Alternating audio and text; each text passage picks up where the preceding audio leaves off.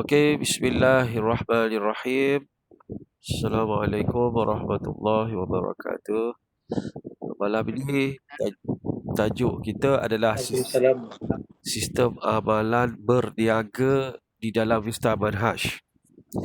Okey, tuan-tuan dan puan-puan yang dihormati sekalian. Seperti mana yang kita createkan sistem amalan pemakanan produk Vista Manhaj SAPV hari dulu, lebih kurang hampir 2 bulan yang lalu.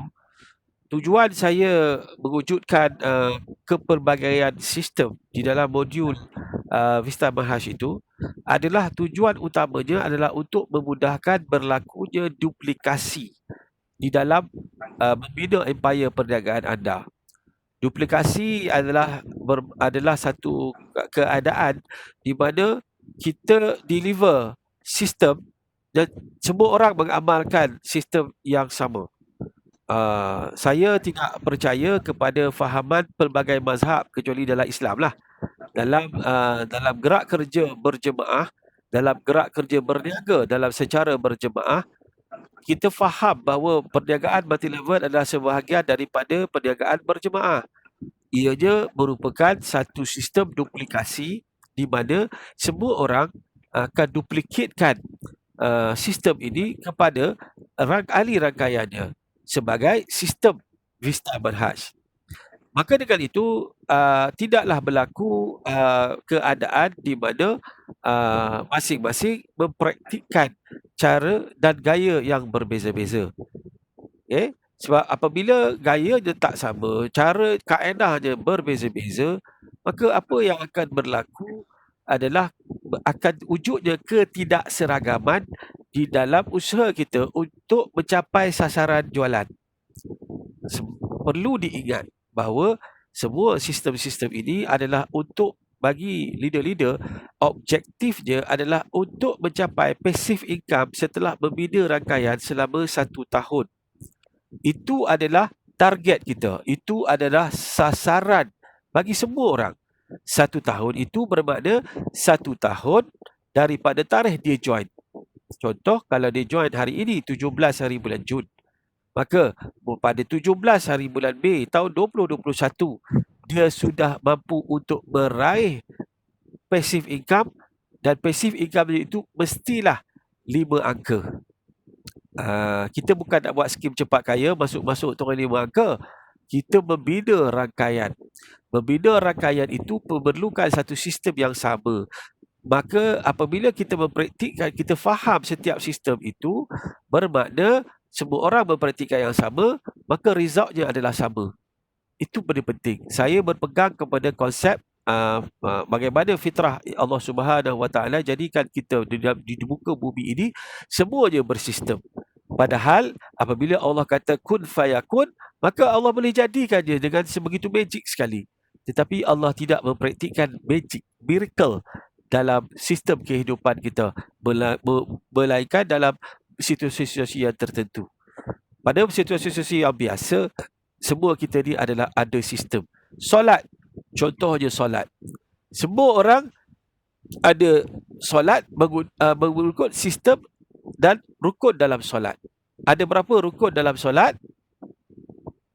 Ada berapa rukun dalam solat? 13. 13. Oh, bagus. Ingat tu. Kalau buat 15, apa jadi dengan solat tu? Tak sahlah solat tu. Sebab rukun adalah satu perkara yang wajib diikut. Kena ada kaedah dia, ada sistem. Sama juga dengan sistem tubuh kita, kejadian kita. Bermula daripada alam rahim, lepas tu masuk ke alam dunia, dalam alam jasad kita, lepas tu ke alam barzah, lepas tu ke alam akhirat, lepas tu barulah hari kiamat, alam akhirat itu hari kiamat, lepas tu baru masuk syurga. Jadi ada sistemnya. Bukan boleh boleh tak nak masuk syurga tak payah mati? Boleh tak? Nak masuk syurga yang Allah sediakan, yang janjikan tu, tak payah mati. Boleh tak? Kalau aku pun mau juga. Kena mati. Kena sistem dia adalah kena merasai macam mana sakitnya sakaratul maut. Semua orang akan kena sakaratul maut. Sebelum boleh kita nak berkira-kira nak masuk syurga ataupun neraka. Nak masuk syurga, saya boleh tak saya nak doa ke Allah Ta'ala supaya saya tak payah mati terus masuk syurga? Tak boleh. Sebab semua itu ada sistemnya. Dalam kehidupan kita semua ada sistem. Termasuk jugalah perlu ada sistem dalam kehidupan kita. Khususnya bila kita nak berniaga, nak menjalankan perniagaan Vista Marhash. Dia mesti ada misi. Dia mesti ada objektif dia. Dan misi kita adalah untuk mendapat redha Allah, memberikan manfaat kepada manusia lain seperti mana yang Islam suruh. Dan dalam masa yang sama, kita nak membina perniagaan kita dalam tempoh 1 tahun untuk kita mencapai passive income 5 angka. Bukan active income 5 angka. Dalam proses nak membina tu, baru kita cerita pasal active income. 1 tahun yang pertama, kita lebih kepada active income. Okey? Tetapi lepas 1 tahun, kita dah tak kisah pun tentang active income. Yang kita nak nikmati adalah passive income, iaitu satu bentuk pendapatan yang kita tak perlu kerja teruk dah, tapi kita boleh kutip hasil lagi lama, lagi baik, lagi banyak. Macam contoh Selcom buat pencawang orang panggil menara telekomunikasi tu, ataupun KTM buat rail ETS, beli kereta api elektrik tu.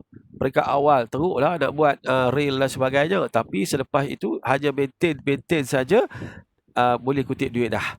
Itu adalah konsep yang dikatakan sebagai passive income, dan itulah sebenarnya matlamat kita semua sekarang ni, insya-Allah. Jadi tuan-tuan dan puan-puan, okey. Itu yang saya sebut tadi, ke arah mencapai pendapatan aktif untuk 1 tahun yang pertama dan mencapai pendapatan pasif jangka panjang selepas 1 tahun membina organisasi. Ini yang misi kita di dalam melaksanakan sistem SABV. Okey.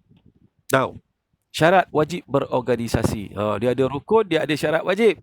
Itu semua termaktub di dalam sistem amalan berniaga Vista Marhash. Okey, syarat wajib berorganisasi. Saya boleh ingatkan tuan-tuan dan puan-puan, perniagaan multi-level adalah berkenaan dengan menggerakkan produk di dalam organisasi. Saya pernah buat kelas itu kan. Menggerakkan produk dalam organisasi bermakna kalau kita nak mencapai matlamat 1 tahun ada passive income, maka kita mesti faham bahawa kita kena membina organisasi, di mana di dalam organisasi itu kita ada pengguna aktif dan kita ada aktivis ataupun ahli yang aktif, leader yang aktif yang bertindak untuk menggerakkan produk. Jadi dia kena ada, bukan sekadar ada pengguna yang aktif, tapi juga mesti ada aktivis atau penggerak pasaran. Selain daripada kita kena ada pemimpin. So di dalam organisasi mesti ada dalam rangkaian ada mereka yang mempunyai ciri pemimpin yang baik. Lepas tu kita mesti ada aktivis, penggerak, dan juga yang ketiga kita mesti ada pengguna yang aktif. So dalam organisasi anda perlu ada 3 jenis manusia ini.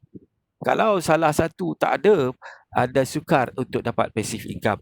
Kalau anda tak ada pengguna aktif ni adalah pengguna yang kita tak payah suruh. Contoh pengguna aktif macam Tuan Fazli tu, ciri dia pengguna aktif lah tu. Kopi tak ada, marah dia. Kopi tak ada, memang dia mengamuk lah. Dr. Jamaiyah, Assalamualaikum, masuk kelas lewat, kena tuk ketampi ni.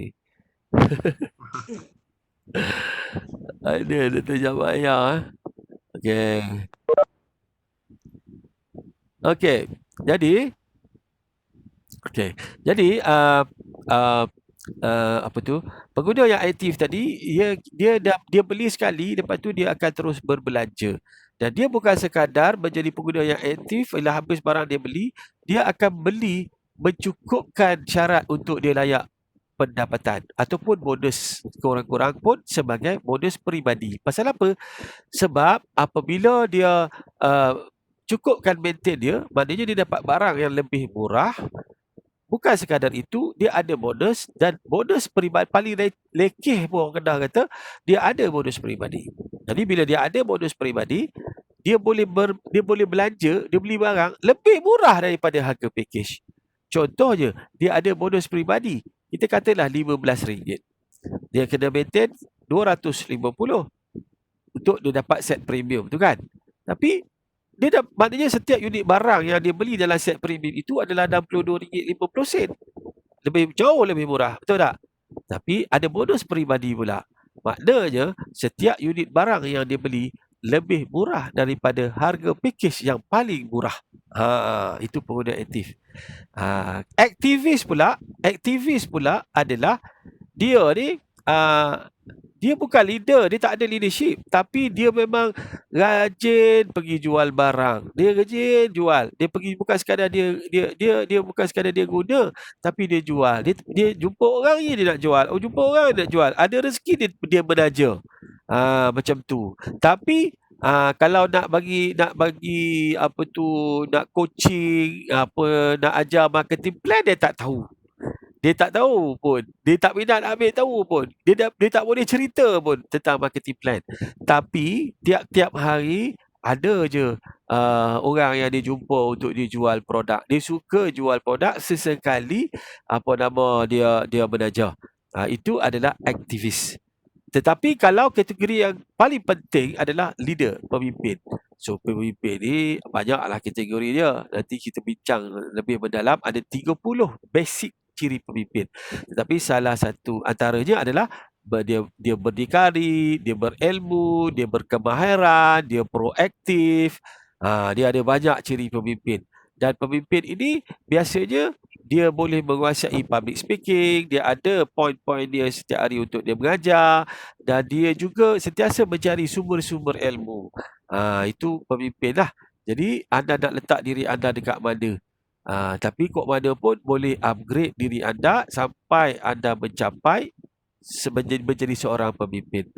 Bila anda menjadi seorang pemimpin dalam erti kata yang sebenar, anda mampu untuk memberikan ilmu yang betul kepada ahli rangkaian bawahan anda mampu untuk buat ceramah membantu rangkaian anda mampu untuk memberikan contoh tauladan baik kepada rangkaian anda sentiasa menggerakkan organisasi anda untuk terus berusaha mencapai kejayaan, anda rajin berjumpa untuk buat personal coaching dan sebagainya. Itu ciri pemimpin. Bila anda dah capai tahap mencari ciri pemimpin, maka insya-Allah anda sudah diambang kejayaan membina passive income. Tapi selagi anda tak mampu untuk upgradekan diri anda sebagai pemimpin, maka anda jauh lagi daripada untuk dapat passive income. Itu kena faham dia punya flow. Malam ni saya kongsikan dia punya ringkasan. Yang kedua, syarat wajib berorganisasi, nak ada organisasi mestilah kena ada ahli rangkaian. Okey, kena ada ahli rangkaian. Ahli rangkaian kita adalah orang yang kita taja, yang kita sponsor. Tapi kena ingat, bukan semua orang kita patut taja. Saat lagi saya akan cerita pada slide yang berikutnya. Ada cerita tertentu orang-orang yang patut kita taja, terutama dalam fasa pertama, 1 tahun pertama membina rangkaian. Yang ketiga, dalam berorganisasi, anda mesti mampu untuk mencetuskan duplikasi. Maka di sinilah peranan sistem, sama ada SABV atau SAPV, ianya merupakan sistem yang semua orang faham. SAPV macam mana, SABV macam mana, apa isi dalam dia, apa kaedah dia. Itu semua telah pun disistemaiskan dan anda hanya perlu sharing sistem itu. Kalau tidak, kita tak macam cikgu. Cikgu kalau dia mengajar, dia tidak kalau dia tak follow syllabus. Syllabus ni apa bahasa Melayu lupa pula. Syllabus? Kalau cikgu tak follow syllabus, maknanya budak tu confirm tak pas periksa. Ikut suka cikgu tu nak cerita apa pun. Jadi dia kena ada setiap tahun, okey darjah 4 silibusnya apa, darjah 5 silibusnya apa. Dia kena follow. Semua cikgu akan follow silibus itu mengikut tahap kelas yang dia handle lah. Kalau form 5 apa silibusnya, form 4 apa silibusnya. Kalau cikgu tu mengajar form 5, seluruh cikgu-cikgu yang mengajar form 5 mengajar benda yang sama. Jadi itulah maksudnya melakukan duplikasi. Yang keempat, syarat wajib berorganisasi, tak boleh berhenti beraktiviti. Maknanya kena ada aktiviti setiap hari. Melakukan aktiviti setiap hari itu adalah sangat penting dalam membina organisasi anda. Kalau anda harap anak buah saja jalan, kita tak buat aktiviti pun tak jalan. Kita boleh jalan. Maksudnya. Jadi kita kena ada je jadual gerak kerja.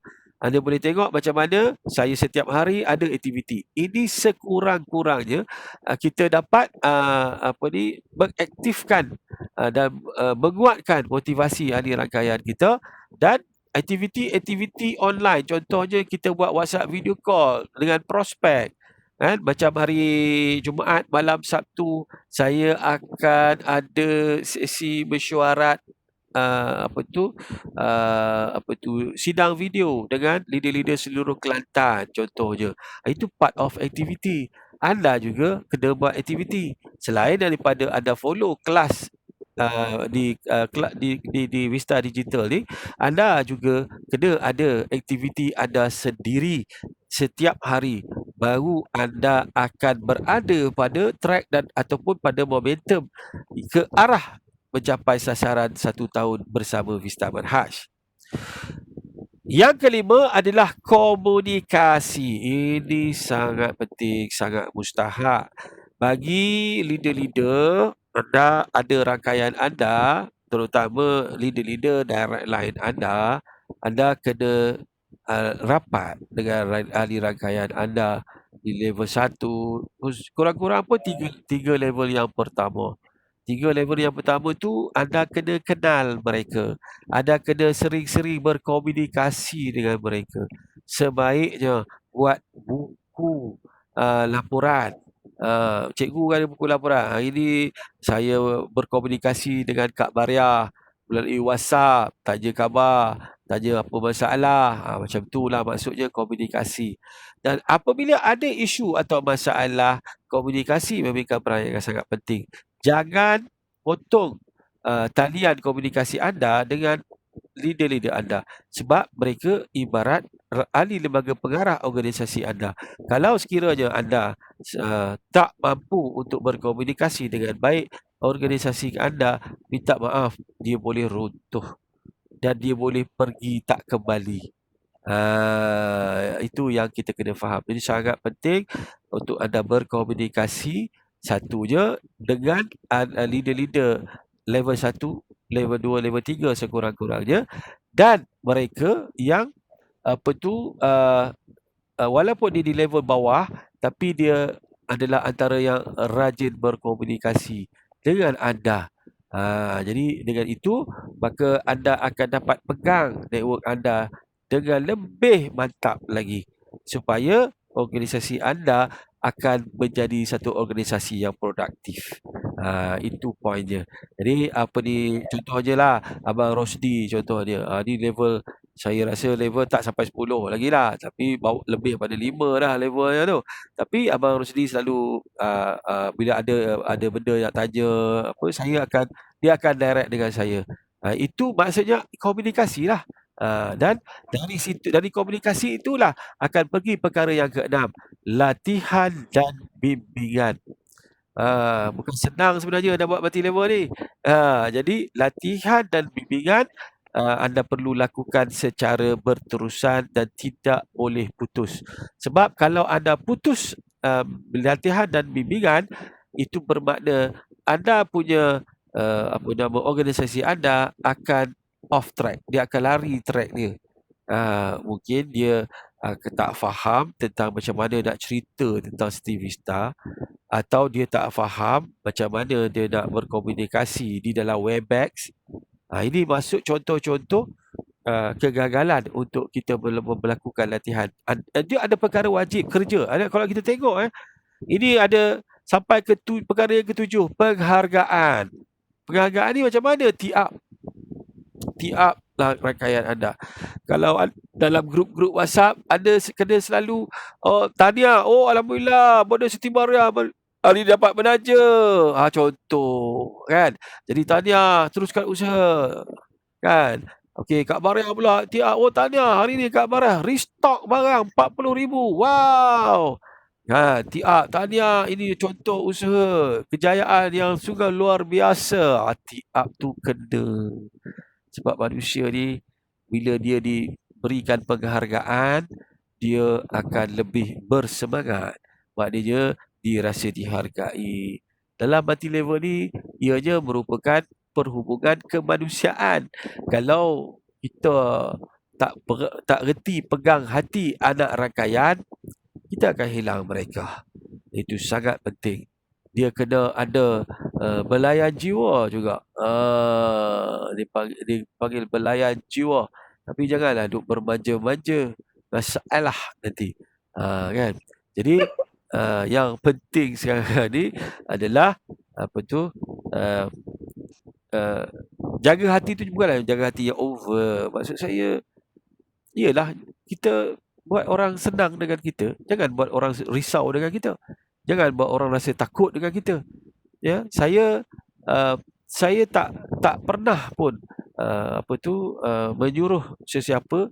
Contoh di Ipoh, saya tak pernah pun bagi tahu Ustaz Radhi, Ustaz, saya komunikasi dengan Ustaz je. Apa-apa boleh Ustaz je. Ada rangkaian Ustaz, tak boleh communicate dengan saya. Saya busy. Contoh aja.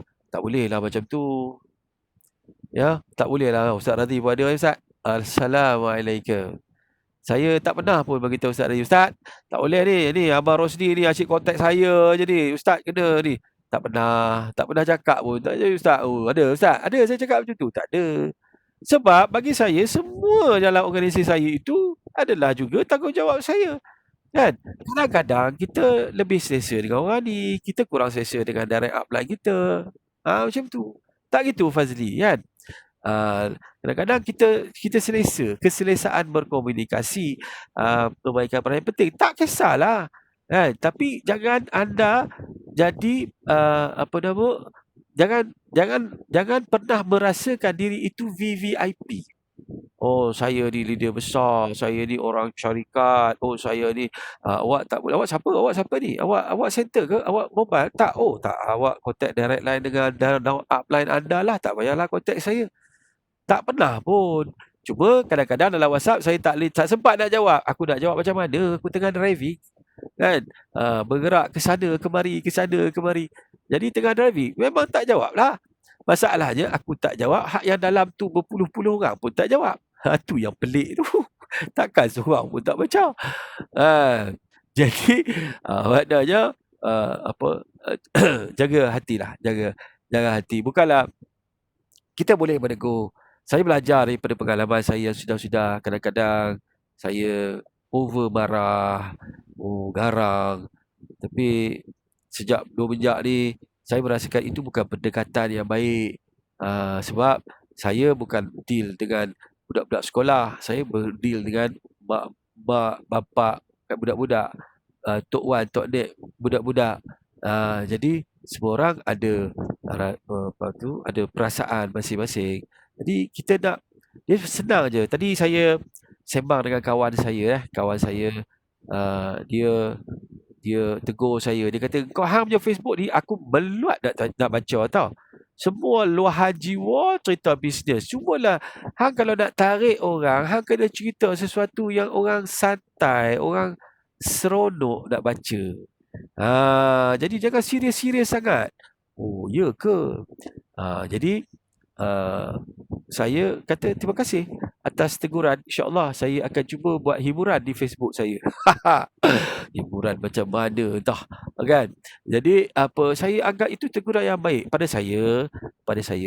Apabila ada orang tegur kelemahan kita, itu bermakna orang itu sayang kat kita. Orang tu tak nak kita gagal. Pada saya lah. Pada setengah orang, kalau ditegur oleh anak rangkaian, dia dah jadi macam, kau siapa nak tegur aku?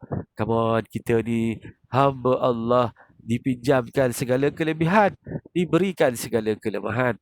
Ada ketika kita lemah, kita ada benda yang kita salah ataupun benda yang tak patut kita buat. Bila siapa pun tak kisahlah, walaupun itu daulat kita, dia tegur kita dan kita rasa dia teguran itu ikhlas. Orang yang menegur secara ikhlas adalah orang yang menegur secara face to direct dengan kita. Dia tidak viral. Dia tidak viral kan. Ada setengah leader ni dia suka viral. Kau jangan ni, ini leader ni dia macam-macam lah. Ada je lah benda yang dia cakap tu. Kan? Ada kan? Kadang-kadang ada setengah leader ni dia cuba untuk upkan dia dengan menceritakan tentang kelemahan orang lain. Terutama leader-leader kompetitor dia. Dia cuba, oh lah macam ni pun boleh jadi leader. Ni bukan leader, cakap macam ni pun boleh jadi leader. Kita jangan buat macam tu. Okey, kita jangan buat macam tu. Ini saya pun kadang-kadang dulu ni dalam syarikat-syarikat lain, kadang-kadang saya selepas pandang benda ni. Jadi kita tegur-menegur lah. Maknanya apabila ada rangkaian kita tegur kita atas apa mistake ataupun kesilapan kita itu, dan dia tegur kita secara direct, dia tidak viralkan, dia pergi sana, dia pergi sini, dia cerita kelemahan orang sini, dia pergi sana, dia cerita kepada orang macam tu. Dia lama-lama dia tunjuk, macam nak kata dia aku yang terbaiknya. Jadi macam tu, kita bukan yang terbaik. Jadi maksudnya jaga dalam business network marketing ini, hubungan kemanusiaan itu sangat penting. Jangan sampai hari rangkaian kita hilang kepercayaan kepada kita. Jangan sampai ahli rangkaian kita merasakan bahawa dia tak selesa kita. Jadi masa itu kalau kita nak bagi command apa pun, kita nak latih ke, kita nak bimbing ke, dia tak nak, dia dah block, dia tutup pintu, pam. Bermakna apa komunikasi breakdown. Jadi bila organisasi anda komunikasi dah breakdown, macam mana nak bina organisasi yang mantap ke arah passive income 5 angka selepas 1 tahun buat bisa bahas? Ini sangat penting. Saya dengar ada setengah-setengah leader tu kata, kau siapa? Boleh tanya pula, kau siapa? Kau leader ke? Kadang-kadang kita ni tak faham maksud leader tu. Kadang-kadang kita tak faham maksud leader. Dan kenapa mesti mempertikaikan downline kita itu, kau leader ke? Kau siapa? Kenapa kau dapat macam ni? Kau siapa? Kau layak ke? Tak kena macam tu. Jangan buat macam tu. Semua orang dalam Islam mengiktiraf semua orang itu pemimpin. Betul tak? Semua orang itu pemimpin dan menjadi khalifah kan? Tidak aku jadikan manusia di muka bumi ini melainkan untuk menjadi khalifah. Khalifah itu kan pemimpin. Dia kalau dia tak jadi Perdana Menteri pun, dia mungkin menteri besar, mungkin dia ketua kampung, dia mungkin penghulu, mungkin kurang-kurang dia adalah ketua pemimpin kepada keluarga dia. Dan paling lekeh pun dia adalah pemimpin kepada diri dia sendiri. Dia lead dia di diri dia sendiri. So everybody adalah pemimpin. So jangan kita rasakan, aku pemimpin hebat, orang bawah-bawah aku ni semua tak hebat, semua tak pandai. Jangan buat macam tu. Dalam bisnes multi level, tolonglah lahirkan pemimpin yang lebih baik dari kita pun lagi bagus. Betul tak? Nah, kalau ada ahli rangkaian kita lagi bagus, boleh ceramah lagi bagus daripada kita, boleh sampaikan ilmu lagi bagus daripada kita, boleh rajin daripada kita, banyak menaja lebih daripada kita. Bagus tak? Bagus tak? Kak Bai, kalau Kak Bai dapat downline yang lebih baik daripada Kak Bai, bagus tak Kak Bai? Baguslah. Baguslah. Yang sangat bagus. Kan? Yang tak bagusnya, kita tak apa nak cerdik, downline bertambah-tambah tak cerdik. Jadi macam mana nak bina organisasi yang mantap? Kalau dah kita tak apa-apa nak pandai, kita tak mau orang bawah kita lebih pandai daripada kita, itu yang 95% orang buat MLM gagal. seriously. Jangan takut dengan statement saya, tapi itu adalah hakikat yang saya tahu bahawa dalam tempoh 30 tahun saya terlibat MLM. Itulah sebabnya, antara sebabnya, selain daripada dengki, iri hati, burukkan orang tu, burukkan orang ni, dia saja yang baik. Satu lagi adalah dia tak suka downline dia lagi menonjol daripada dia. Dia tak suka downline dia lebih hebat daripada dia. Masa itulah dia akan attack. Saya sendiri pernah alami dalam 1-2 syarikat yang sebelum ini. Upline saya, dia ada sebelah kaki leader, sebelah kaki saya. Memang all out. Ni dua grup yang besar. Tapi dia sebagai upline duduk rumah dapat pairing, tapi dia hantam saya belakang, burukkan saya, padahal saya menyumbang pada jualan kumpulan. Kenapa macam tu? Patutnya ajak saya mengetih setiap hari, telefon saya setiap hari dari rumah pun, betul tak? Ini tak nak kerat saya. Pasal apa? Itu attitude yang menyebabkan ramai orang MLM macam ni lah cerita dia. Tak suka orang bawah lebih hebat daripada diri dia sendiri. Padahal dalam multi level, lagi ramai orang lebih hebat daripada kita, lagi best. Boleh duduk rumah je dapat duit. Betul tak? Ini yang dicari. Kita tak perlu cari populariti. Bukan nak menang anugerah bintang popular. Kan? Kita tak perlu diangkat tinggi-tinggi. Bukan boleh jadi Perdana Menteri Malaysia pun. Kan? Buat apa? Yang penting ada duit. Dapat duit boleh pergi Mekah, boleh umrah, boleh haji, boleh bagi manfaat pada orang lain, boleh infak. Itu yang kita nak. Itu yang kena faham. Sebab itulah saya meletakkan misi kita untuk mendapat redha Allah, memberi manfaat kepada manusia lain, membantu lebih ramai orang. Inilah antara target utama kita selain daripada nak mendapat basic income. Itulah yang anda kena faham. Hayati sungguh-sungguh syarat wajib berorganisasi. Okey? Clear? Jelas? Okey. Now, kita pergi kepada slide yang seterusnya. Nah, ni dia. Rukun perniagaan multi-level marketing. Ini saya belajar sejak 30 tahun yang lalu. Inilah yang diajar oleh leader-leader sifu-sifu MLM saya sebelum ni. Inna lillahi wa inna ilaihi raji'un. Dapat perkabaran ni, saya baru dapat WhatsApp ni, perkabaran daripada Kak Tun. Saya pernah sebut Kak Tun dekat Bukit Kayu Hitam yang kencing manis dia tak boleh baca kan. So, kencing manis tak boleh baca. Lepas tu turun ke 35. Lepas tu dia start ambil Stivista. Dalam 2-3 minggu lepas dia stop gula. Dan 2 hari lepas gula dia turun sehingga 6.9. Ingat tak? Al-Fatihah lah untuk arwah suami beliau yang sudah 3-4 hari di ICU kerana kencing manis. Dan baru ni dia jatuh di toilet, kepala hentak kena kat batu lah, macam mana tak tahu. So esok kena pergilah ziarah di Pelda Cuping, di Bukit Kayu Hitam. Jadi bagi yang mengenali arwah, yang mengenali Kak Tun, insyaAllah esok kita ziarah jenazah. Baru meninggal ni, masih jadi esok lah.